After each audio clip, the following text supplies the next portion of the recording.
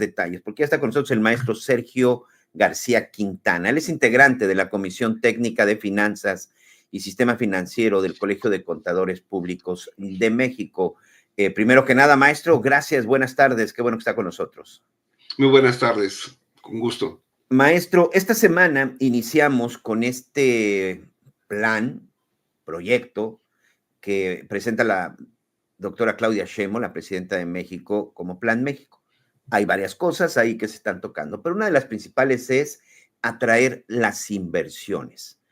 Muchos especialistas, incluso el Colegio de Contadores en su momento, pues expresaban que el tema del poder judicial, pues podría precisamente ahuyentar las inversiones. Y hoy esa es la pregunta. ¿Qué tan atractivo, qué tan bueno es en este momento México para las inversiones o para recibir inversionistas? Fíjate que esa pregunta tiene quizá un poco de antecedente. Te podría decir que cuando uno como inversionista toma la decisión de dejar su dinero, puede ser en un banco y comprar algún instrumento de deuda del gobierno federal, siempre dicen que, no, bueno, que esos no tienen riesgo de contraparte, no hay posibilidad que dejen de pagarte. Entonces, cuando uno hace una inversión directa o en una inversión industrial o en un proyecto, pues tienes que medir precisamente estas características de que puedas perder tu dinero. Entonces, cuando uno piensa en los países a los que pudiera invertir, piensas evidentemente cómo está, qué garantías, qué capacidad de compra y todo evaluación del proyecto, pues nos lleva precisamente a tomar algunos datos. La inversión extranjera directa, por ejemplo, en este año 2024, quedó en 35.737 millones de dólares. Es el más alto que hemos tenido de los últimos 10 años. Entonces, esa es una confianza. La mayor parte de esta inversión son utilidades reinvertidas por los mismos, las empresas que ya están aquí en México, ¿no? Y también hay 2,000 millones de diferencia que se ponen como una inversión nueva. Entonces, esto es un poco tratando de identificar qué es lo que sucede. Y tú hablabas del Plan México. Esta confianza de que empezó un poquito después de la pandemia, de decir, bueno, Estados Unidos tiene que importar desde China y desde otras partes del mundo determinado tipo de bienes. Pero México está muy cerca. Entonces hubo una pequeña, gran sustitución constante de que todo lo que pudieran comprar se pudiera producir en México. Y hoy por hoy somos el primer socio comercial de Estados Unidos. Superamos a China y superamos a Canadá. Entonces, bueno, la gran pregunta es decir, ¿yo tengo una garantía de operación? Pues sí. ¿Y puedo enviar y traer materias primas y enviar productos? Pues sí. Tú sabes que dentro del plan existe ya un desarrollo de un plan de construcción de trenes para aumentar la comunicación. También existe el plan de tener mayores puertos, tener mayor actividad económica en los parques industriales. Sí, entonces todas estas alternativas son con el fin precisamente de tener una infraestructura que permita tener la energía, el agua, los recursos humanos, incluso las universidades y todo, precisamente porque estamos esperando que toda esa actividad que ya se está dando se continúe. Y otros pues, son los estímulos fiscales, por ejemplo, que acaban de anunciarse aquí en el Plan México, en donde van a tener hasta el año 2030 la posibilidad de deducir totalmente todas las compras en activos que hagan estas empresas. Y que tú sabes que eso es una ventaja muy importante, porque cuando estamos sujetos a ir amortizando las compras del equipo y de los activos, tenemos que a veces hacerlo durante algunos años, van por porcentajes dependiendo del tipo de activos, pero no lo recuperas, no lo puedes deducir, no tienes que pagar impuestos, aunque tú ya hayas hecho una compra por una cantidad de, por decir, 100, ¿sí? Y tú podrías deducir 10 o el 20%. Sin embargo, con este cambio, pues vas a poder deducir el 100%, ¿no? En lo cual te da mayor posibilidad de tener mayores inversiones y mayores retornos en tiempo menor. ¿Sí? Entonces, toda esta infraestructura que se está dando son precisamente con la posibilidad de que tú al evaluar estas inversiones en el proyecto de inversión, el de permanecer, el de ampliar tu capacidad productiva, el de tener toda esa estrategia, porque al final de todo eso siempre va a ser una estrategia, es viendo precisamente que si no te ha pasado nada, probablemente no te pase nada en los años futuros y sí puedas tener un incremento de tus utilidades, tanto en la forma local como en la corporativa que pudieras tener en alguna holding en el extranjero, ¿no? Entonces, yo más bien veo que desde el punto de vista financiero, evaluación de proyectos o de inversiones y tasas de rendimiento, los proyectos pueden ser altamente rentables y obviamente pues eso es lo que principalmente va a tomar en cuenta el inversionista que está dejando su dinero precisamente para buscar una tasa de rendimiento en las mejores condiciones posibles.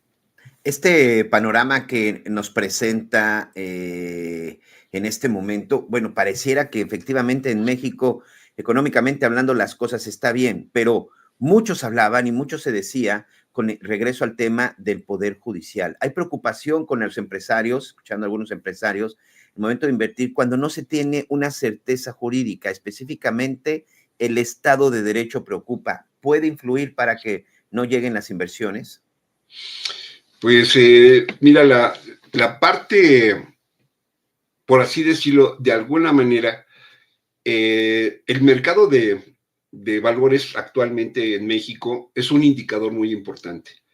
Tú podrías decirme, bueno, están durante los últimos años, 10 años, una década, no se ha caído, está entre 45 y 55, por así decirlo, un rango entre que sube el índice de precios y cotizaciones y cae y sube y cae, pero ni se ha caído como un crack que pudiéramos tener, ni tampoco ha subido muchísimo. Entonces, esto quiere decir que la mente de los inversionistas, aún ahorita, aún en México, con estas circunstancias que tú mencionas, no ha caído en una situación pues de quiebre, ¿no? Así exagerado, ¿no? Estos son los que están aquí, las empresas que están aquí, las inversiones que están aquí, ¿sí? Y entonces todo eso hace precisamente que nosotros estemos viendo que la posibilidad de ¿cómo se puede llamar? Eh, pues sí, una desbandada de capitales no se da. ¿Por qué? Porque finalmente hay todo un proceso legal a través del cual tú puedas tener una quiebra y qué alternativas tienes y todo eso, ¿no? No es que se quede sin leyes, lo que pasa es que se aplica la ley que corresponde en cada caso que tenga para cada uno de estas situaciones, ¿no? Entonces, ahí lo que tendríamos que entender es específicamente un temor porque no sé qué va a pasar, como cualquiera que es la incertidumbre de todo eso, o un temor porque yo sé que sí va a pasar algo malo. Entonces, habría que ver y evaluar precisamente porque las condiciones económicas y la inversión extranjera directa y los resultados económicos que se tienen en el PIB, que se tiene en las reservas, en la balanza comercial. Entonces, todos esos indicadores son, si nosotros le llamamos fundamentales. Cuando tú tomas una decisión porque todos tus indicadores fundamentales te dicen que está bien, entonces queda un rango por una decisión de una persona, un grupo o algo, desapareciera o se eliminara toda la infraestructura que genera una producción y lo que sería el incremento del PIB. ¿Podría ser posible? Sería la pregunta, ¿no? Entonces, ¿te podría destruir una decisión? No siento que sea tanto el movimiento ni tan rápido. Tendría que ser gradual y eso daría en algún momento dado tiempo de estrategias, ¿no? Pues lo que puede pasar es que si algo quiebra, bueno, lo vas a vender, evidentemente, pero no es así. No siento que sea una decisión que tenga que ver con las inversiones.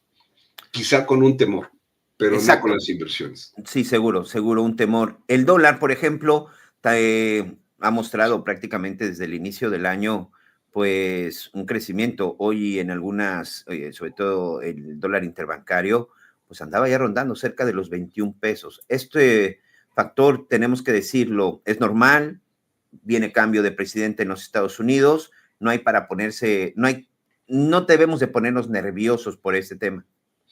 Bueno, los nervios de la incertidumbre siempre existen. Sí. Lo que aumenta es mucho la volatilidad. Ya en los mercados, cuando empiezas a ver que estas variaciones son, digamos, dentro de un rango, como tú decías ahorita, entre 19.50 o 20.50 y 21.50, ¿sí? Probablemente digas, ok, podemos tener escenarios extremos y en algún momento dado escuchamos que decía va a llegar a 25, va a llegar a 30 pesos y todo eso, ¿no? Y mucha gente compró y ya cuando empezó a apreciarse, que los que compraron a 21 cuando estaba en el año 20 más o menos, sí, después dijeron, ¿qué hacemos con eso? Y ahora ya tenemos todos estos dólares, pero ya valen 19, 18, 17, ¿sí? Entonces, esa parte ya es especulativa, ¿no? Esa ya es una parte de decir, bueno, yo compro porque voy a ganar, en el corto plazo se da el movimiento hacia donde yo creo y ya lo voy a hacer. Sin embargo, si tú tienes un plan como empresa, tienes un proyecto y una estrategia, lo más seguro es que hagas una cobertura, ¿sí? Ahí están los mercados, está el MIXDER y están los mercados OTC, todas las instituciones que están autorizadas. Y en ese momento dices, sí, yo creo que sí va a subir o yo creo que sí va a bajar y entonces te cubres. ¿Y cuánto vale un forward? Nada. ¿Por qué te digo que no vale nada? Porque en este momento tú le hablas al banco y le dices, oye, yo quiero un dólar para dentro de un mes o 6 meses o un año. Y entonces te va a llevar lo que nosotros llamamos el acarreo, te va a llevar un tipo de cambio desde hoy. Tú vas a poder tener un tipo de cambio fijo para la operación que va a suceder dentro de un mes, 6 meses o un año, según el plazo que tú tengas estimado para poder operar. En el momento, obviamente, pues vas a tener que registrarlo, que ya tienes una compra, después que sube, baja, en los estados financieros los vas a poner, pero ya vas a tener una cobertura que también vas a poder compensar y entonces en los estados financieros vas a poder incluir el precio de la utilidad o pérdida del derivado que va a compensar la utilidad o pérdida de tu posición de riesgo, ¿no? Entonces, esta parte, si tú quieres eliminar la incertidumbre, pues lo haces a través de estos mecanismos que tienen muchos años, ¿no? Ya está operando y en México desde 1995, 96 más o menos, ¿no? Y la bolsa pues también ya tiene un buen rato, la bolsa de derivados. Entonces, yo te diría que para cuando uno tiene temor, es como si tienes tu coche y tienes temor de que vas a chocar. Pues lo más seguro es que te aseguras, ¿no? Te compras claro. tu seguro contra daños. Oye, y te puedes enfermar, bueno, te compras el seguro contra gastos médicos, mayores o menores. Entonces, un poquito a lo que me voy refiriendo es que una administración profesional de una empresa, de quien puede dañar grandes pérdidas a sus empleados y todo eso, pues sí tiene que tomar en cuenta que es un mundo que tiene esa variación y es un mundo financiero en el que hay que cubrirse con esa función adicional que es la de directivos, ¿no? Los grandes empresarios. Claro. Pero esa es ya el mundo ya es así, pues, ya no nos podemos quitar de ahí, ¿no? Y no es tanto un solo hecho. Lo que yo te puedo decir es que Donald Trump ha abierto muchos frentes ahorita. Sí. Como candidato ya elegido. Pero sí, finalmente, ya cuando se siente en la silla presidencial y tenga su grupo de asesores y diga qué vamos a hacer de veras y cuáles son las consecuencias de la decisión que se tome, entonces sí podemos ver un poco ya más sobre los hechos y lo que hagan todos los demás países. Como decía, oye, ¿qué va a decir? ¿Qué va a hacer Canadá? ¿Qué va a hacer México? ¿Qué va a hacer China? ¿Qué va a hacer Ucrania? ¿Qué va a hacer Groenlandia? ¿Qué van a hacer todos los demás? Porque son muchos frentes abiertos. Cierto. Y una persona, bueno, nadie se puede pelear con todo el mundo, ¿no? O sea, y sale muy caro para los dos que se pelean, ¿no? o las guerras, ¿no? Entonces, tampoco podría ser y decirse, segurito va a haber guerra o contra todos los países. No, además ya lo vimos en la primera administración de Donald Trump, que una cosa es lo que se dice en campaña y otra cosa fue la forma en la que gobernó. Maestro, nos gana el tiempo, le agradezco mucho. Con todo gusto. Buena tarde. Y nos deja una buena señal, ¿eh? La verdad es que nos deja una muy buena señal de que México sí está listo para recibir todas esas inversiones que esperemos que lleguen. Muchas gracias. Gracias a ustedes. Bye. Ahí está el maestro Sergio García Quintana, integrante de la Comisión Técnica de Finanzas y Sistema Financiero del Colegio de Contadores Públicos de México, pues una buena señal. Esperemos que en verdad las cosas se nos vayan dando porque urgen inversiones. Esto se llama generación de empleos y con la generación de empleos hay una economía sólida y sobre todo hay dinero y eso es muy importante. Bueno, pues ya les